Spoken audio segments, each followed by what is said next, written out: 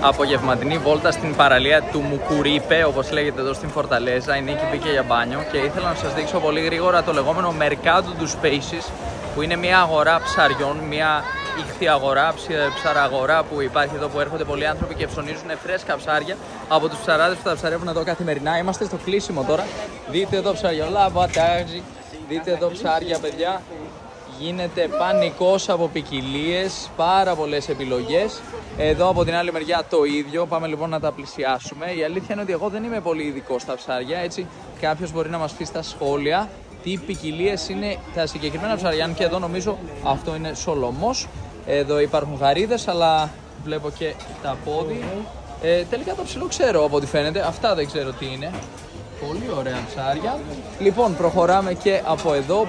Μπορούν οι άνθρωποι να τα αγοράσουν και να τους τα μαγειρέψουν κιόλας την ώρα που τα ψωνίζουν. Δηλαδή εδώ υπάρχουν ακριβώς από δίπλα εστιατόρια και κάπως συνεργάζονται.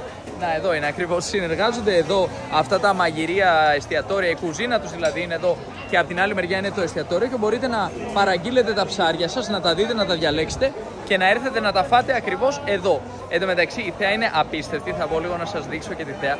Αυτή τη στιγμή βρισκόμαστε προς το τέλος της ημέρας. Ο ήλιος έχει δύσει σχεδόν, κάπως έτσι είμαστε στην φάση της δύσης του ηλίου. Θα δείτε ότι στο βάθος υπάρχουν μάλιστα κάτι σύννεφα, τα οποία μάλλον προμηνύουν βροχή ή τέλος πάντων υπάρχει βροχή αυτή τη στιγμή εκεί στο βάθος, όπως βλέπετε πρέπει να βρέχει. Εδώ ευτυχώς δεν βρέχει, πέρα βρέχει. Εδώ έχουμε και ένα πονηρό φιλαράκι μας, το οποίο ξέρουμε πολύ καλά γιατί έχει έρθει εδώ.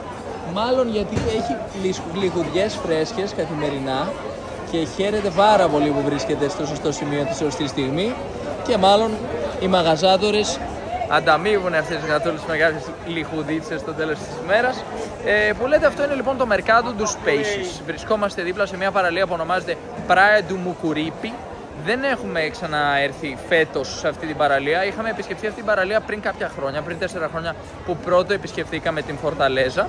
Ακριβώς δίπλα σε αυτό το Mercado που τώρα αφήνω πίσω μου υπάρχει ένα παρκάκι για παιδιά.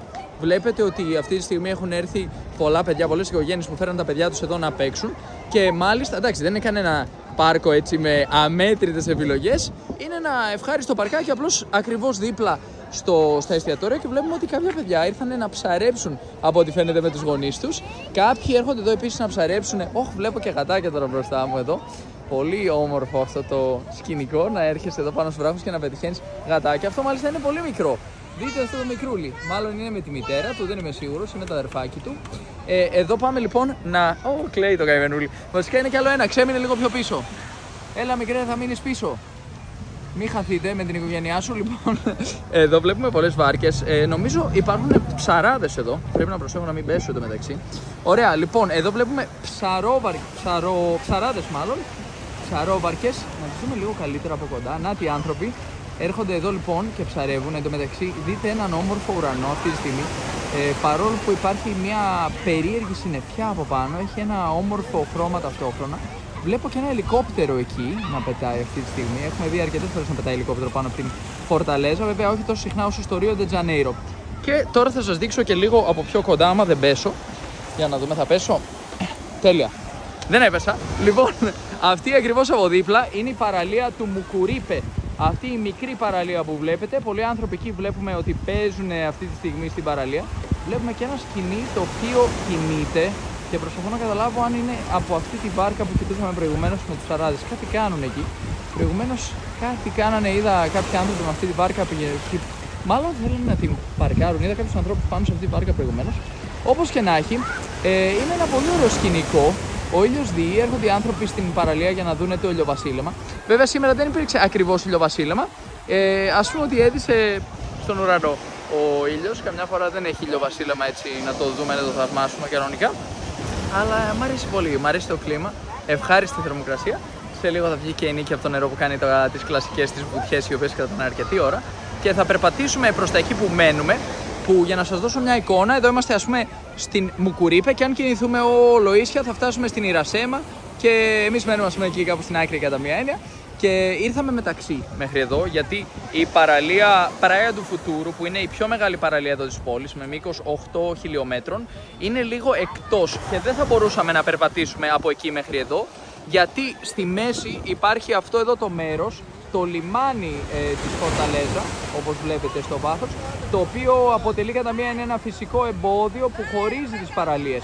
Εδώ να σας δώσω λίγο και μια εικόνα των κτηρίων. Να τα κτίρια που βρίσκονται δίπλα στην Φορταλέζα, μάλλον δίπλα στην παραλία, τα κτίρια της Φορταλέζα δίπλα στην παραλία, έτσι για να έχετε μια καλύτερη εικόνα.